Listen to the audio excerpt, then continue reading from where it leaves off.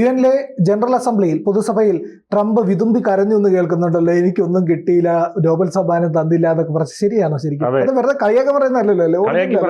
ശരിക്കും അദ്ദേഹത്തിന്റെ പ്രസംഗത്തിലെ വാക്കുകൾ തന്നെയാണ്. അതായത്, ഇത്രയും നല്ലവനായ എനിക്ക് ഒരു നോബൽ പ്രൈസ് തന്നൂടെ? കഠിന ഹൃദയങ്ങളുള്ള എന്താണ് മനുഷ്യരുള്ള ലോകം, ഈ ലോകം ഒട്ട് ശരിയല്ല.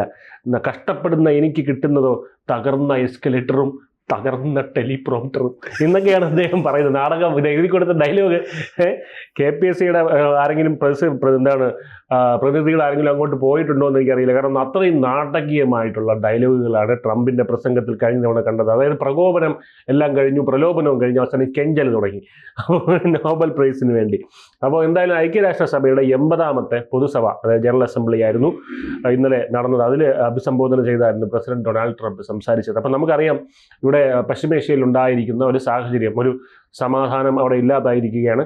ഇതിനെല്ലാവരും കൂടെ പറയുന്നത്, എല്ലാവരും നമ്മുടെ മലയാള മാധ്യമങ്ങളെല്ലാം തന്നെ, മാപ്പുകളെല്ലാം തന്നെ ഇസ്രായേൽ ഒറ്റപ്പെട്ടു, 142 രാജ്യങ്ങൾ അംഗീകരിച്ചിരിക്കുന്നു, പാലസ്തീൻ എന്ന സ്വതന്ത്ര പരമാധികാര രാജ്യത്തിന് അംഗീകരിച്ചിരിക്കുന്നു, ഇസ്രായേൽ ഒറ്റപ്പെട്ടു, നെതന്യാഹു തൂങ്ങിച്ചത്തു എന്നൊക്കെ പറഞ്ഞ് എഴുതുന്നുണ്ട്. അങ്ങനെയൊക്കെ എഴുതുന്നുണ്ട്. ഇവർക്ക് പടച്ചു വിടാനായിട്ട് പ്രത്യേകിച്ച് എന്തെങ്കിലും ഇതൊന്നും വേണ്ടല്ലോ. കാരണം ഇസ്രായേലിനെതിരെയും യാതൊരു എന്താണ് പറയുന്നത് ഫാക്ട് ചെക്കോ അങ്ങനെയുള്ള കാര്യങ്ങളൊന്നും ചെയ്യില്ല. അതായത് 142 രാജ്യങ്ങൾ UN അംഗീകരിക്കുക എന്നുള്ളത് അതൊരു വലിയ കാര്യമായിട്ടാണ് ഇവർ പറഞ്ഞു നടക്കുന്നത്. അതറിയുമ്പോൾ പ്രിയൻ, അതായത് 142 രാജ്യങ്ങൾ UN അംഗീകരിക്കുക എന്ന് പറയുന്നത് ഒന്നുമല്ല. കാരണം UN അംഗീകരിക്കാൻ നമുക്ക് പാസ്സാക്കി എടുക്കാൻ പറ്റാത്ത പ്രമേയങ്ങളൊന്നും തന്നെ ഇല്ല. ഭൂമി പരന്നതാണെന്ന് പാസ്സാക്കി എടുക്കാൻ പറ്റും. 142 രാജ്യങ്ങൾ എന്തായാലും ഈ പറയുന്ന രാജ്യങ്ങൾ ഒപ്പിട്ടാൽ മാത്രം മതി. യക്ഷി ഉണ്ടെന്ന് നമുക്ക് തെളിയിക്കാൻ പറ്റും. പിന്നെ ചന്ദ്രനെ പിളർത്തിയിട്ടുണ്ടെന്ന് തെളിയിക്കാൻ പറ്റും. ഗബ്രിയേൽ എന്ന് പണ്ടൊരു മാലാഖ ഉണ്ടായിരുന്നു, ഇപ്പോൾ പണിയൊന്നും ഇല്ലാതെ നടക്കുകയാണ് എന്നും പറഞ്ഞ് നമുക്ക് വേണമെങ്കിൽ തെളിയിക്കാം. കാരണം അവർ ഇത് മെജോറിറ്റി വോട്ട് ചെയ്യുക എന്നുള്ളതാണല്ലോ, ഭൂരിപക്ഷം വോട്ട് ചെയ്തെടുക്കുക എന്നുള്ളതാണ്. അതുകൊണ്ട് അവിടെ UN പാസ്സാക്കുന്നത് വലിയ കാര്യം എന്നുള്ള കാര്യമല്ല. പക്ഷെ ഇവിടെ അതെന്തോ വലിയ കാര്യമാണ്. നെതന്യാഹു ഇനിയിപ്പോൾ നെതന്യാഹു തീർന്നു എന്നൊക്കെ ഉള്ള രീതിയിലാണ് പറയുന്നത്. പക്ഷെ അങ്ങനെ നെതന്യാഹു പറയുന്നത്, ആരെതിർത്താലും ലോകം മുഴുവൻ എൻ്റെ നേരെ വന്നാലും നെതന്യാഹുവിൻ്റെ കൊക്കിൽ ജീവനുണ്ടെങ്കിൽ പാലസ്തീൻ എന്നൊരു രാജ്യം ഉണ്ടാകില്ല എന്ന് തീർത്ത് പറയുന്നു. 26ാം വയസ്സിൽ നെതന്യാഹുവിൻ്റെ പ്രസംഗമൊക്കെ ഇപ്പോൾ വൈറലാവുന്നുണ്ട് യൂട്യൂബിൽ. അന്ന് തന്നെ അദ്ദേഹം പറഞ്ഞ കാര്യമാണ്, പാലസ്തീൻ ഒരിക്കലും താൻ ജീവിച്ചിരിക്കുമ്പോൾ, ഭൂമിയിൽ ജീവിച്ചിരിക്കുമ്പോൾ അത് ഉണ്ടാകില്ല എന്നുള്ളത്. ഇസ്രായേൽ എന്ന് പറയാം, അതായത് നമ്മളിത് ഇസ്രായേൽ പാലസ്തീൻ വിഷയം സംസാരിക്കുമ്പോൾ പൊതുവെ പറയുന്ന ഒരു കാര്യമുണ്ട്, അടികൊള്ളുന്നവൻ്റെ കൂടെയാണ് നമ്മൾ എന്ന് പറയും. അപ്പോൾ നമ്മൾ ശരിക്കും ഒരു വിഷയത്തിൽ അടികൊള്ളുന്നവൻ്റെ കൂടെ, ശരിക്കും ഓപ്പറേഷൻ സിന്ദൂർ അടികൊള്ളുന്നവൻ്റെ കൂടെ നിൽക്കാൻ പറ്റില്ല. അങ്ങനെയല്ല നിൽക്കേണ്ടത്. വസ്തുതാപരമായിട്ടാണ് നമ്മൾ നോക്കിയിട്ട് ആരുടെ കൂടെ നിൽക്കണമെന്ന് നമ്മൾ പറയേണ്ടത്. പക്ഷേ ഇനി ശരി, അടികൊള്ളുന്നവൻ്റെ കൂടെ തന്നെ നിൽക്കണം, നിങ്ങളുടെ മാനസികത വെച്ചിട്ട് അടികൊള്ളുന്നവൻ്റെ കൂടെ നിൽക്കുകയാണെന്നുണ്ടെങ്കിൽ തന്നെ ഇസ്രായേലിൻ്റെ കൂടെയാണ് നിൽക്കേണ്ടത്. കാരണം ചരിത്രം പരിശോധിച്ച് നോക്കി ഇവർ പറയും, ഒക്ടോബർ 7-ന് മുന്നിലൊരു ചരിത്രമുണ്ട്, നിങ്ങൾക്ക് ആവശ്യമുള്ള അത്രയും ചരിത്രം നോക്കിയാൽ പോരാ എന്ന് പറയും. ചരിത്രം ഇങ്ങനെ കുഴിച്ച് പോയി നോക്കിക്കഴിഞ്ഞാൽ കുറച്ച് കഴിയുമ്പോൾ ഇവർ പറയാം, ഇനി ബാക്കിലോട്ട് പോകണ്ടെന്ന് പറയും അറബികൾ. കാര്യം എന്താണ്? ബാക്കിലോട്ട് പോയി കഴിഞ്ഞാൽ ഇനി അത്ര നല്ലതല്ല. ഇവരെ വേട്ടയാടി 1947 ഈ രാജ്യം രൂപീകരിച്ച്, അതായത് കയ്യിലെ കാശ് മുടക്കി ഭൂമി വാങ്ങിച്ച് രാജ്യം രൂപീകരിച്ചതിൻ്റെ പിറ്റേ ദിവസം 4 പാടിൽ നിന്ന് അടിച്ച രാജ്യങ്ങളാണ് ഈ അറബി കൂട്ടങ്ങളാണിത്. ജോർഡാനിലൂടെയൊക്കെ അന്ന് ഇസ്രായേൽ കാല് പിടിച്ച് പറഞ്ഞു, ഇപ്പോൾ അടിക്കരുത്, ഇപ്പോൾ ഒന്നും ചെയ്തത്. പക്ഷെ കേട്ടില്ല, തുരത്തി ഓടിച്ചു. 4 ദിശയിൽ നിന്നുമുള്ളവരെ തുരത്തി ഓടിച്ചു. അപ്പോൾ അന്ന് മുതൽ ഇസ്രായേൽ പോരാടി ഒറ്റയ്ക്കാണ് നിൽക്കുന്നത്. അതുകൊണ്ട് ഇസ്രായേൽ എന്ന് പറയുന്നത് ഒറ്റപ്പെടലിനെ ഭയപ്പെടുന്ന ഒരു രാജ്യമല്ല. അതാണ് ഇവർ മനസ്സിലാക്കുന്നത്. ഇനിയിപ്പോൾ സാക്ഷാൽ ട്രംപ് തന്നെ എതിർത്താൽ പോലും നെതന്യാഹു ലക്ഷ്യം നേടുമെന്നുള്ളത് തന്നെയാണ് നമ്മൾ മനസ്സിലാക്കേണ്ടത്. നെതന്യാഹുവിനെ ഇല്ലാതാക്കിയാൽ നെതന്യാഹുവിൻ്റെ സ്ഥാനത്ത് മറ്റൊരാൾ, അത്രയേ ഉള്ളൂ. അതാണ് നമ്മൾ മനസ്സിലാക്കേണ്ടത്. എന്തായാലും ട്രംപ് പൂർണ്ണമായൊരു പിന്തുണയാണ് ഇസ്രായേലിന് പറഞ്ഞത്. അതുപോലെ ഈ 142 രാജ്യങ്ങൾ എടുത്ത് കുടഞ്ഞിട്ടുണ്ട് ട്രംപ്. ആ ഒരു കാര്യത്തിനോട് എനിക്ക് ട്രംപിനോട് വലിയ മതിപ്പുണ്ട്. പറഞ്ഞത് ഇങ്ങനെയാണ്, അതായത് നിങ്ങൾ പശ്ചിമേഷ്യയിൽ സമാധാനം ഉണ്ടാകണമെന്നും പറഞ്ഞല്ലേ പാലസ്തീൻ സ്വതന്ത്ര രാജ്യമായിട്ട് അംഗീകരിച്ചത്. ആദ്യം 48 ബന്ദികളെ ഇറക്കി വിടാനാണ് നീയൊക്കെ പ്രമേയം പാസ്സാക്കേണ്ടതെന്ന് പറഞ്ഞു. അതിനും നിനക്ക് ചങ്കൂറ്റം ഇല്ല, അതൊക്കെ ട്രംപ് പറഞ്ഞു. അപ്പോൾ അങ്ങനെ പറഞ്ഞത് എനിക്കത് വളരെ സ്വീകാര്യമായിട്ടുള്ള കാര്യമായിട്ട് തോന്നി. കാരണം അത് ഇവരുടെ ഇരട്ടത്താപ്പാണ്. നമ്മൾ ഈ രാജ്യങ്ങളൊക്കെ തന്നെ അപലപിക്കുന്നത് കണ്ടിട്ടില്ലേ? ഒരു കാര്യമില്ല, ചുമ്മാ ഇരുന്ന് അപലപിക്കും. അതായത് എനിക്ക് ദുഃഖമുണ്ട് എന്നൊക്കെ പറയും. പക്ഷേ എന്നിട്ട് ബാക്കി കൂടെ പണിയും കൊടുക്കും, അറിയായിരിക്കുമല്ലോ. അതുപോലത്തെ ഒരു അടകുഴഞ്ചൻ പരിപാടിയാണ് 142 രാജ്യങ്ങൾ. പലസ്തീൻ വേണം എന്നവർ പറഞ്ഞുകൊണ്ട് പലസ്തീൻ ഉണ്ടാവില്ല. ഒന്നാമത് ഈ പാലസ്തീൻ്റെ എന്ന് പറയുന്ന സങ്കല്പരാജ്യം എന്ന് പറയുമ്പോൾ പലർക്കും കുരുപൊട്ടും. പക്ഷേ അങ്ങനെയുള്ള ഒരു സാങ്കല്പിക രാജ്യത്തിന് 142 രാജ്യങ്ങൾ എന്താണ് അതിന് പിന്തുണ നൽകി എന്നതുകൊണ്ട് മാത്രം അങ്ങനെ ഒരു രാജ്യം ഉണ്ടാകണം എന്നുള്ളതിന് ഒരു കാരണവശാലും നമുക്ക് അതിനെ പിന്തുണയ്ക്കാൻ കഴിയില്ല. കാരണം ഇസ്രയേൽ എന്ന് പറയുന്ന രാജ്യമുണ്ടായ ഒരു സാഹചര്യം, രാഷ്ട്രീയ സാഹചര്യം നമുക്കറിയാം. അവിടെയുള്ള പ്രദേശങ്ങളെല്ലാം തന്നെ ജൂതന്മാർ പൈസ കൊടുത്ത് നല്ല ചിക്കിളി കൊടുത്താണ് വാങ്ങിച്ചിരിക്കുന്നത്. അത് അവിടുത്തെ എന്താണ് ഭൂമി ഉടമകളുടെ നിന്ന് കാശ് വാങ്ങി അവിടെ താമസിച്ചിരുന്ന കുടികിടപ്പുകാർക്ക് നഷ്ടപരിഹാരവും കൊടുത്തിട്ടാണ് ആ സ്ഥലങ്ങൾ വാങ്ങിച്ചത്. അവിടെ എന്നിട്ട് കുറ്റിയടിച്ചാണ് ഈ താമസം തുടങ്ങിയതിന് ശേഷം തൊട്ടടുത്ത ദിവസമാണ് ഇവർ യുദ്ധവും പ്രഖ്യാപിച്ചത്.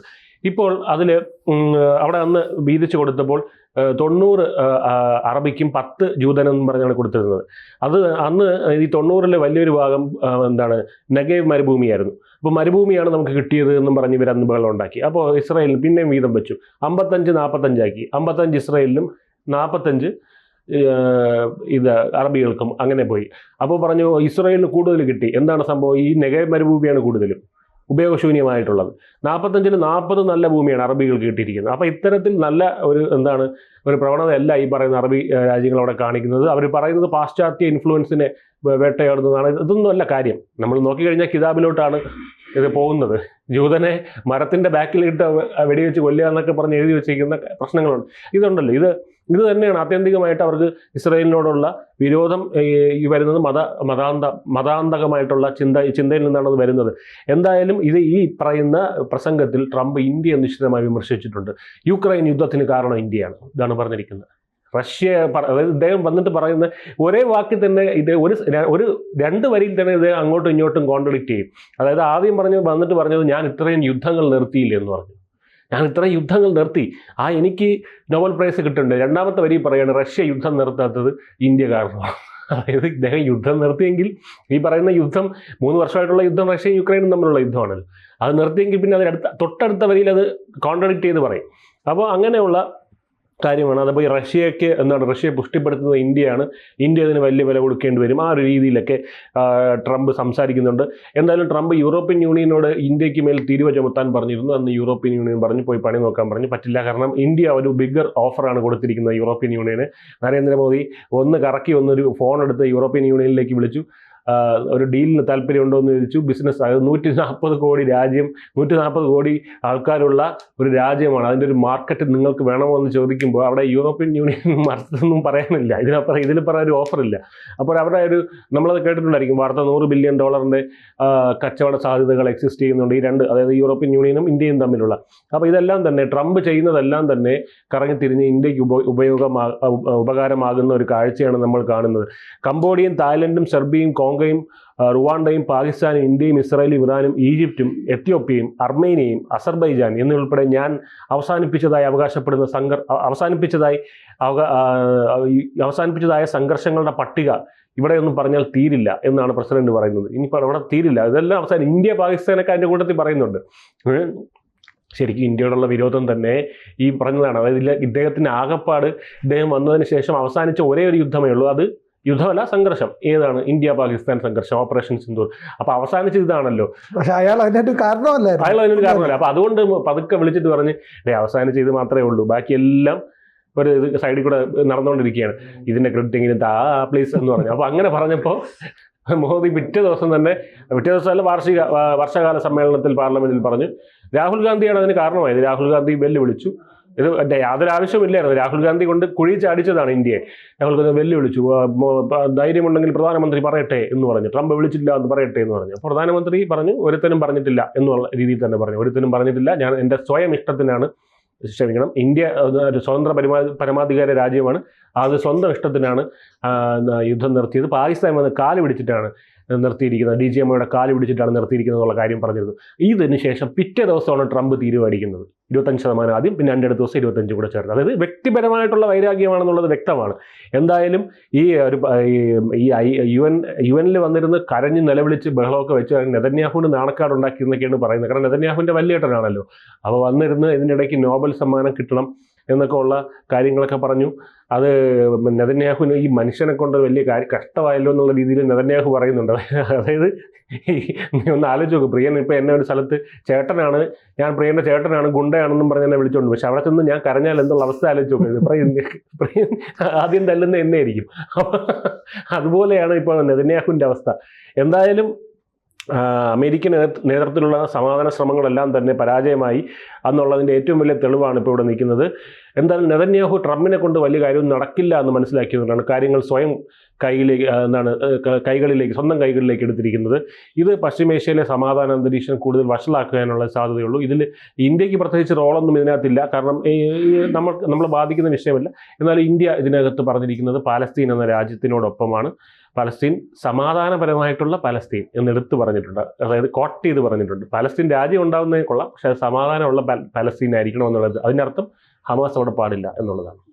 കൂടുതൽ വാർത്തകളും വിശേഷങ്ങളും നിങ്ങളിലേക്ക് എത്താൻ ABC മലയാളം സബ്സ്ക്രൈബ് ചെയ്യുക, ബെൽ ബട്ടണും അമർത്തുക.